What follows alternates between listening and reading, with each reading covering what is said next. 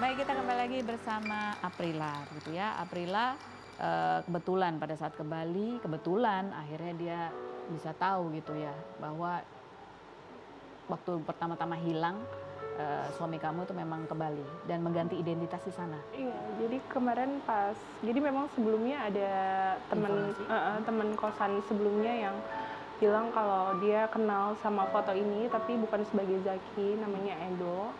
Terus dia ngirim nomornya yang baru, terus dia juga capture yang ada foto perempuan itu. Makanya aku sampai tahu ke Palembang karena terakhir dia ngabarin temennya memang di Palembang.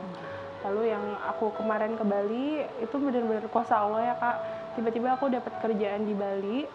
Terus aku mikir, oh mungkin walaupun aku nggak bisa ketemu Eki, aku bisa dapat informasi sekalian di sana.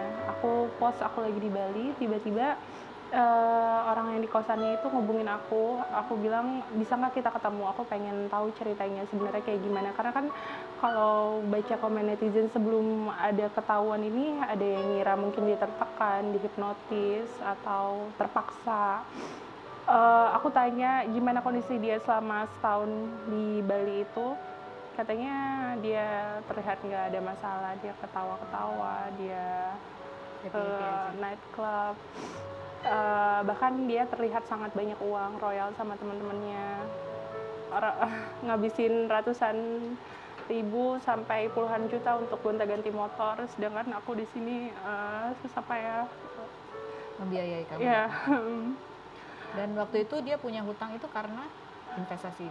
Iya, jadi sebenarnya aku udah cerita sebenarnya di podcast juga kalau jadi awalnya itu dia punya hutang 300 juta. Jadi dia ngambil dari ATM aku tanpa sepengetahuan aku. Sedikit-sedikit, jadi aku nggak sadar karena saat itu aku lagi hamil 8 bulan anak kedua aku. Pokoknya dia ambil terus sedangkan itu uang proyek, jadi itu harus dibayarkan seharusnya. Akhirnya gimana caranya ya, harus ada uang itu, keluarganya bertanggung jawab Kak. Akhirnya menggadaikan rumahnya, rumah keluarga. Diganti kan uang kamu? Diganti, sudah diganti. Sudah diganti. Akhirnya semenjak itu kita punya cicilan 12 juta sebulan. Cicilan itu dibayarkan dari sisa pinjaman bank. Jadi hutangnya sekitar 200 sampai 300 juta.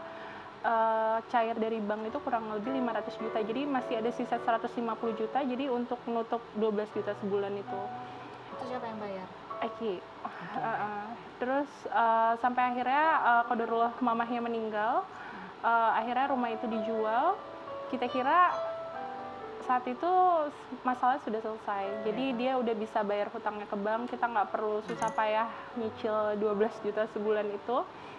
Kita kira, aku dan kakaknya kira uang itu udah dibayarkan, sampai akhirnya kita tahu uang itu nggak dibayarin.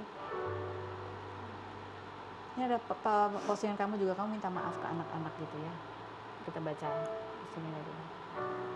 Maafin Bunda ya, Nak. Maafin Bunda kalau setelah ini semuanya akan terasa lebih menyakitkan. Suatu hari nanti kalian akan tahu dengan cara yang paling baik. Kenapa kamu menulis bahwa setelah ini kamu akan melalui lagi dan itu terasa lebih menyakitkan? Dari dulu aku yang